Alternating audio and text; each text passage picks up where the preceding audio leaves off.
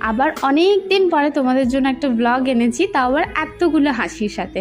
না না, দিনটা কিন্তু এত হাসি দিয়ে শুরু হয়নি, শুরু হয়েছিল কান্না দিয়ে। কারণ আমাদের যাওয়ার কথা ছিল অন্য জায়গায়, সেখানে আমি যেতে পারিনি বলে একদম কান্নাকাটি জুড়ে দিয়েছিলাম। অ্যাট দ্য এন্ড ডিসিশন হলো, যাওয়া যখন হলোই না, তাহলে আমরা কল্পতরু যাই। দিদির ছেলে মেয়েরা, আমি, ভাই, সঙ্গীতা সবাই মিলে এসেছিলাম কল্পতরুতে।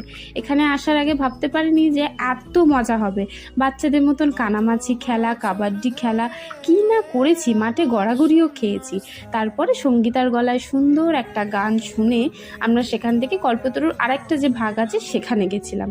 কিন্তু সেখানে গিয়ে আমাদের মনটা এতটা খারাপ হয়ে যাবে আমরা বুঝতে পারিনি। পরে যদিও আমাদেরকে অভি জয়েন করেছিল, তো ওখানে গিয়ে এই রাইডসটা নেওয়ার সময় এটা আটকাতে গিয়ে বাবুর হাতটা অনেকটা কেটে গেছে, অনেকটা মানে প্রায় সেলাই হওয়ার মতন কেটে গেছে।